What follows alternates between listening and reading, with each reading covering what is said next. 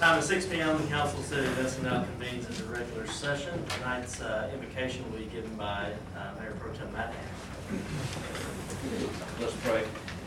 Heavenly Father, thank you for bringing us here this evening to work on city matters. Please watch over us and all those that are here to speak and help the council as we discern what's in the best interest of the city.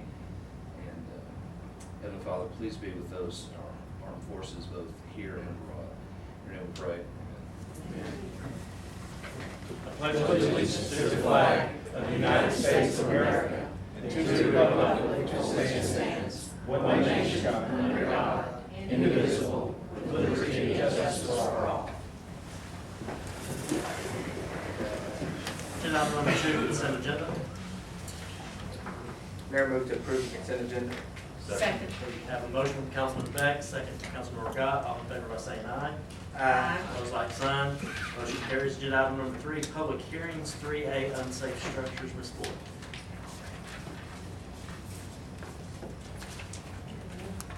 I'm at a loss here, we got a mouse.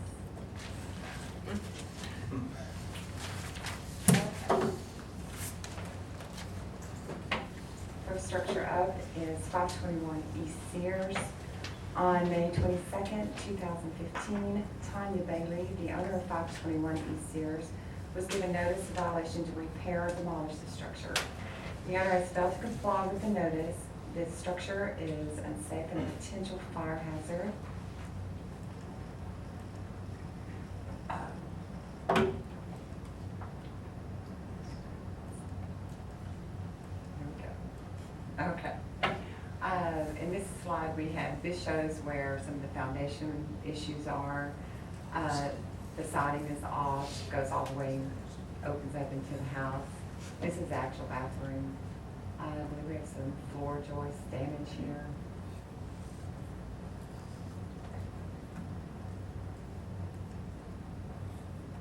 This is the rear portion. On May 26, 2015, PJ Global Holdings, Inc., the owner of 217 East Walker, was given notice of violation to repair or demolish the structure. The owner has failed to comply with the notice. The structure is unsafe and a potential fire hazard. This house, as you can tell, has some foundation issues. It's leaning a little. It's another picture for the foundation. The siding as well is falling off. It's rotted. It's another shot of the foundation.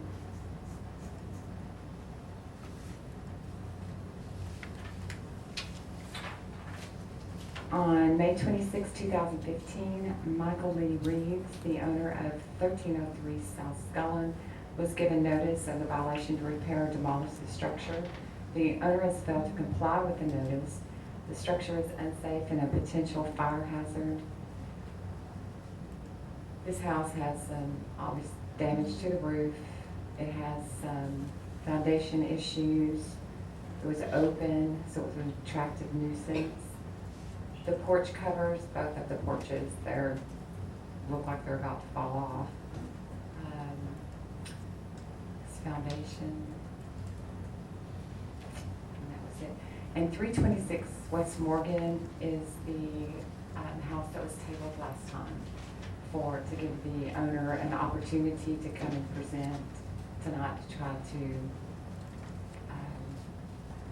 remodel this house. Is that the one that had the foundation? Yes, sir. Yes, sir, it is. This is an actual current picture of one of the rooms in the house, but the entire foundation is new, but nothing else. And this is the last structure on the list. Okay. Courtney, on this one that we tabled, does Betty need to go through all of the public testimony? Yes, yes, Mayor, provide the information again regarding that structure. Oh, let me get it. Okay, thanks.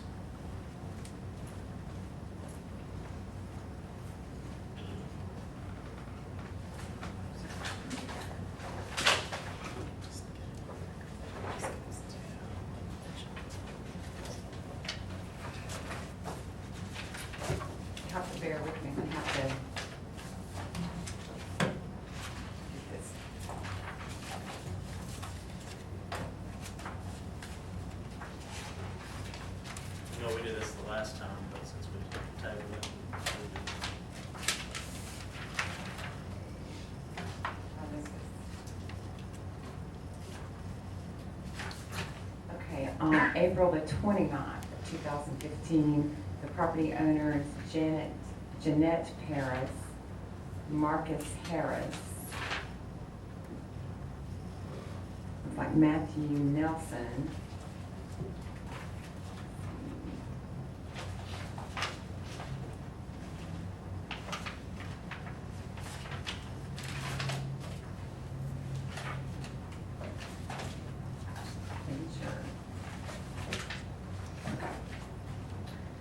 were notified.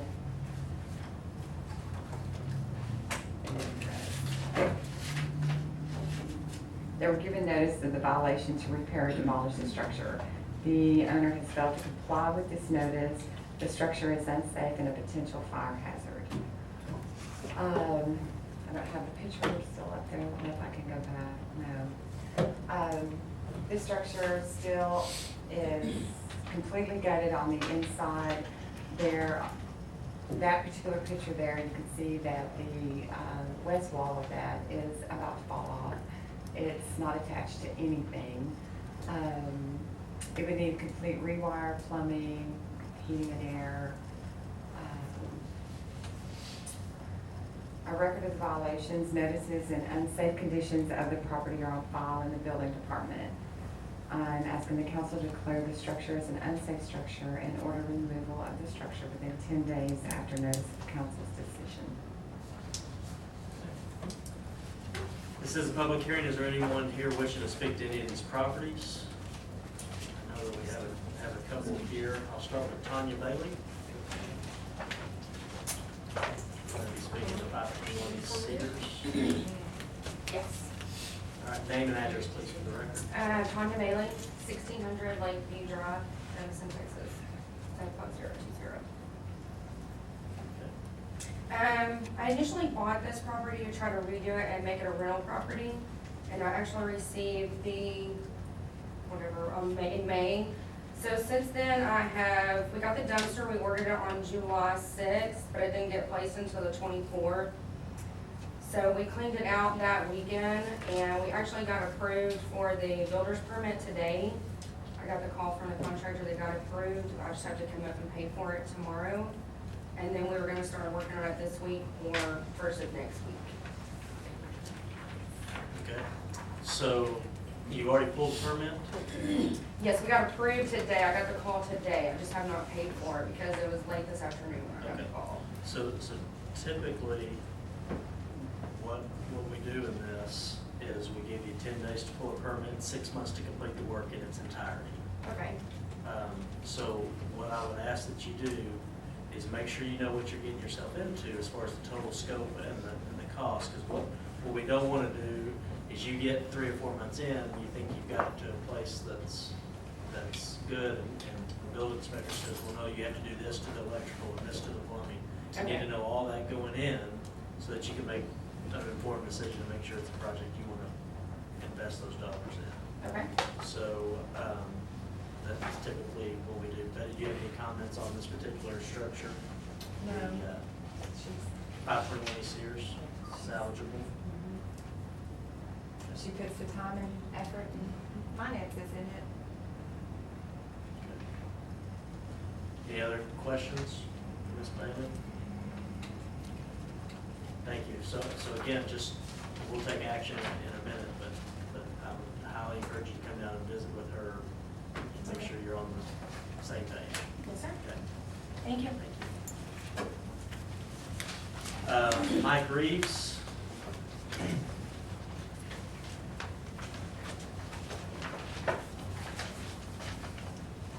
Name and address, please, for the record. Mike Reeves, 214 Kelowna Drive, 75021. Okay. And you're wanting to talk about the stolen property? Yes. Okay. I've owned this house for years. I let it get in bad shape, and I'd like to have some time to get the roof and the structural damage repaired on it. Been getting bids for that and talking to the bank for getting a loan. They said, the bank said it's gonna take probably 45 days before they can, before it comes through.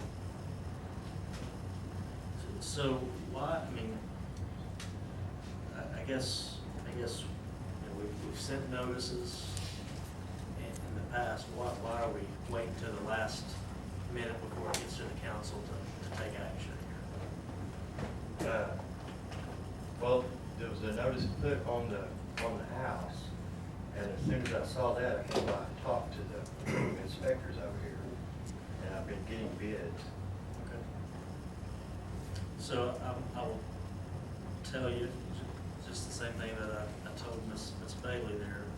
Again, what the council wants these houses to be back to a productive use in our community. I mean, we don't want to have to go through this exercise. Unfortunately, because of properties like this and others, that's what we have on our agenda periodically. So what our policy has been is we give you 10 days to pull a permit and 6 months to complete the work. Is that something that you feel like you can handle on that? Okay.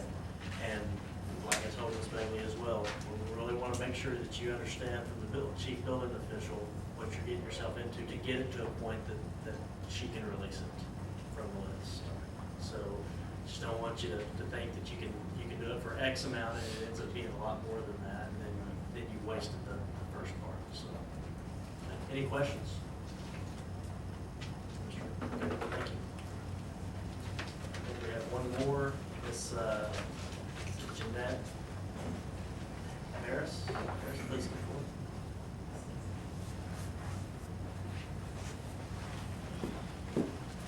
Name and address, please, for the record. My name is Jeanette Paris. The address in question is 326 West Morgan, Denison, Texas, 75020. Okay. I'm asking and requesting more time to renovate the home that myself and my partner bought. We've already did a bid proposal. We've already hired a general contractor. I have this information here with the full balance, $80,000.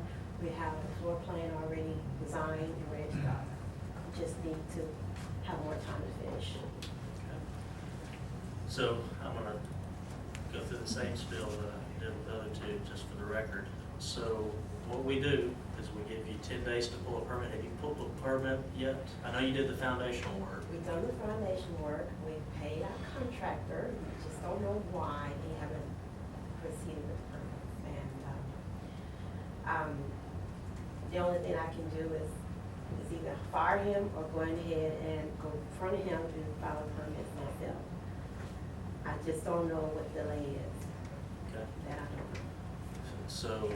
So what our policy is, once it gets to this point, you know, we've tabled this particular property already one time, is 10 days to pull the permit and then 6 months to complete the work. So it sounds like you have your financing in order Yes, for I do. the so it sounds like you're well ahead of the game on that.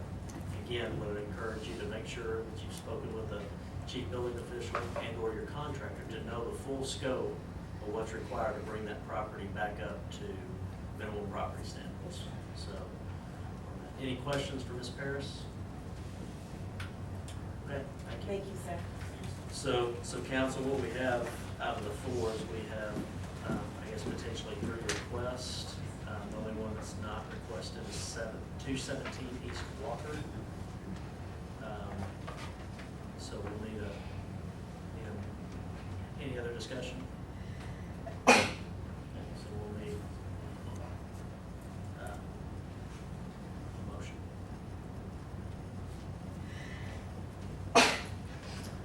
Mr. Mayor, I move to approve demolition of 217 East Walker and remove 1303 South Scullin, 326 West Morgan, and 521 East Sears, contingent upon them doing what's necessary to pulling a permit and completing the work. Pulling a permit within 10 days, completing the work within 6 months.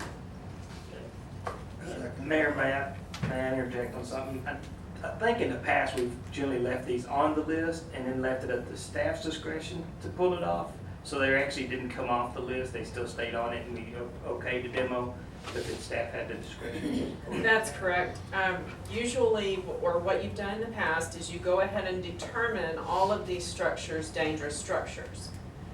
On the one structure, the 217 East Walker, you would go ahead, if the will of the council is to go ahead and order demolition within 10 days, or make that order on that one, and then give on the other 3 properties 6 months the 10 days to pull the permit and 6 months to complete the work, and then if it's not done, then order the demolition, so that you don't have to go through the dangerous structure declaration again. I'll amend my motion to approve all 4 structures as dangerous structures, but to give 1303 South Scullin, 326 West Morgan, and 521 East Sears 10 days to pull a permit and 6 months to complete the work. Second. Have a motion from Councilmember Goss, second from Councilman Malvern, all in favor by saying aye. Aye. Opposed, like sign. Motion carries. Agenda item number 4, the 2016 budget, Mr. Rex.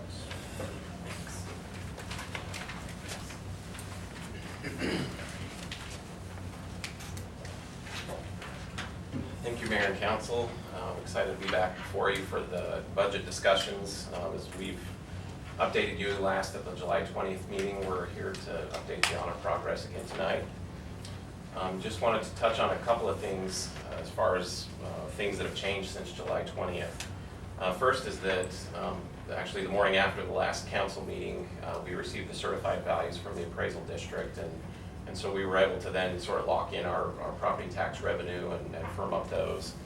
We are estimating an additional $40,000 property tax revenue above what we talked about at the July 20th meeting.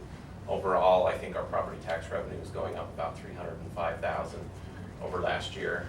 So that's what we're looking at for property tax revenue, which is a big part of our general fund.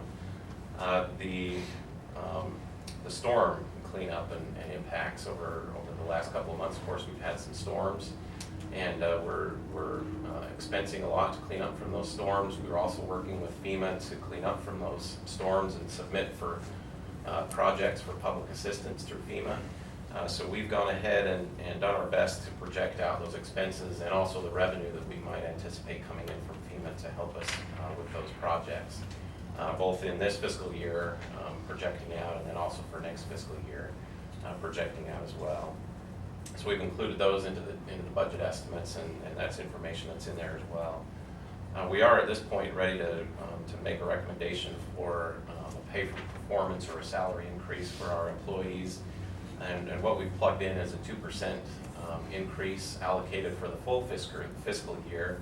However, for those employees that will be effective January 1st, for the savings that takes place from October, the beginning of the fiscal year, to the end of the year, we'd like to allocate that amount to one-time bonuses for our high-performing employees that would be effective October 1st. So somewhat similar to what has been done in the past, just calculated a little differently based on what we're looking at in the budget. We've also added in a support services assistant position in the police department to the tune of budgetary impact in general fund about $44,000. This position will provide administrative support to several of the divisions within the police department that really will be able to increase their productivity and effectiveness. Having a support person to do some of the paperwork and reports and filings and dealing with evidence and different things, so that those officers and investigators can focus their efforts on the criminal side and investigation and working those cases. So those are some things that have been updated in the budget so far. In terms of streets, right? We talked a lot about streets and what we can do to maintain our street system. As we discussed at the council retreat, we are allocating the remaining funds in the street improvement fund to help us with a 2 to 3 year program of pavement seal and crack seal throughout the city. So we've allocated those funds within the upcoming fiscal year to pay for the equipment and personnel for that program. I did want to let you know that at the September 8th council meeting, our Public Works Department will be presenting more information about that, so we can basically present a business plan and get that ball rolling, moving forward. We also, this is one change from the budget, and in talking with council members and looking at the budget, we have been working to identify sort of a long-term funding source for our street system and what we can do to keep some money rolling into street maintenance. And so as a start, and again, I emphasize a start, we'd like to increase the amount that the utility fund is paying the general fund in franchise fees and allocate those funds specifically to street maintenance and move those to street improvement fund. And that would be $150,000 for this fiscal year and hopefully for next fiscal years as well.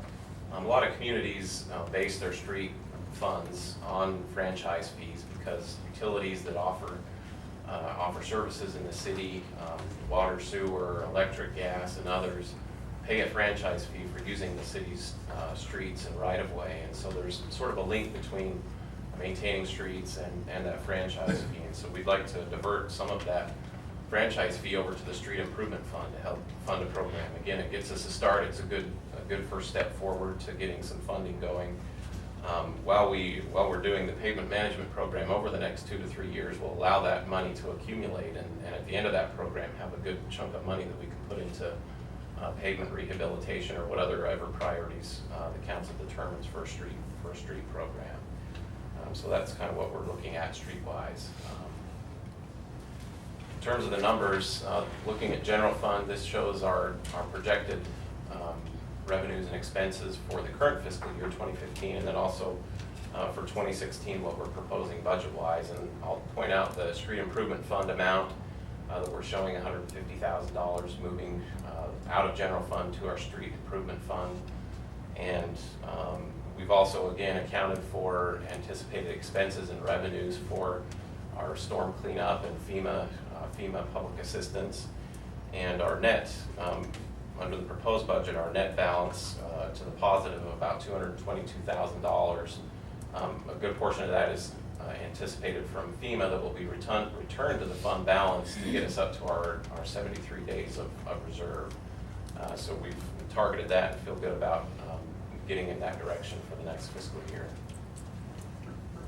On the utility fund side, also projecting out or proposing a positive balance for the utility fund of about $93,000, which gets us well within our reserve range there as well. And again, all the revenue and expenses related to storm cleanup and salary increases and everything else have been plugged into this fund. As far as the special funds go, this is just a summary of those. This hasn't changed since July 20th. The same one-time and capital expenses are being proposed. The only change for ongoing expenses really is the addition of the position in the police department. And that's the only change there.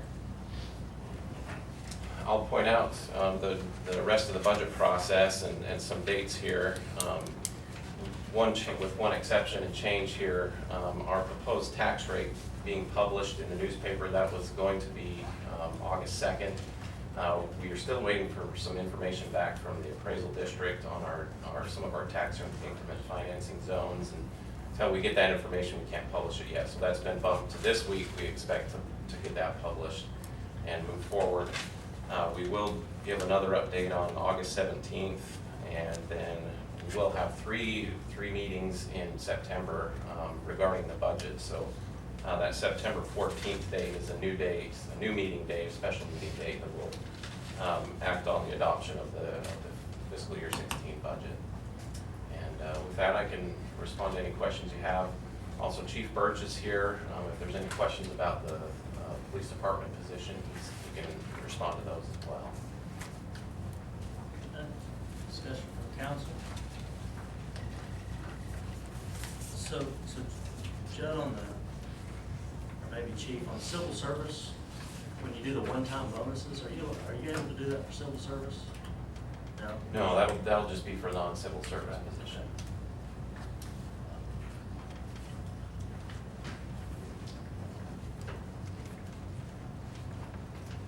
Very good. Progress